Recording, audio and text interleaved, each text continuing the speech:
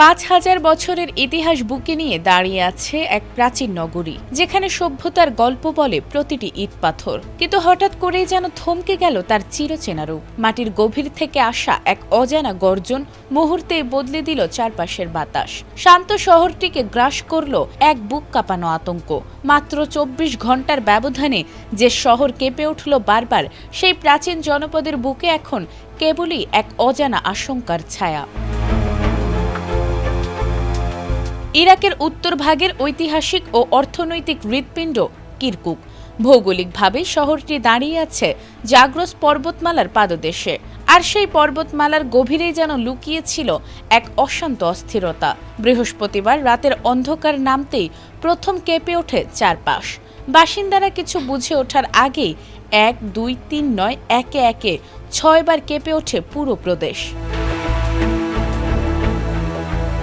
শাফাক নিউজের তথ্য মতে শুক্রবার সন্ধ্যা পর্যন্ত স্থায়ী এই দফায় দফায় কম্পনে কেঁপেছে কিরকুকের প্রতিটি প্রান্ত।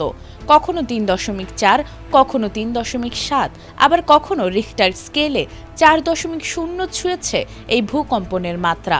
সবশেষ শুক্রবার সন্ধ্যায় শহর থেকে ৩৫ কিলোমিটার পূর্বে আঘাত হানে ৩.৫ মাত্রার আরও একটি ঝাঁকুনি।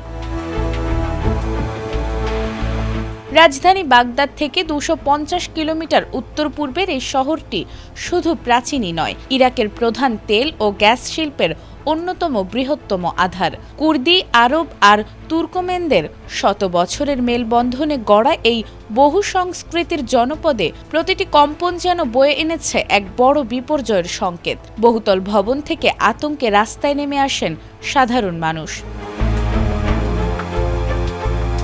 প্রকৃতির এই রুদ্ররূপে এখনো পর্যন্ত কোনো প্রাণহানি বা বড় ক্ষয়ক্ষতির খবর পাওয়া যায়নি ঠিকই, তবে স্বস্তি নেই শহরের আকাশে। ভূকম্পন পর্যবেক্ষণ কেন্দ্রের স্ক্রিনে নিপুণ চোখে নজর রাখছেন বিশেষজ্ঞরা। মাটির নিচের এই ঘন ঘন কম্পন কি কোনো বড় দুর্যোগের পূর্বাভাস? এই প্রশ্নই এখন তাড়া করে ফিরছে ৫,০০০ বছরের পুরনো কিরকুককে। নাজমুন নাহার জান্নাত, এটিএন বাংলা।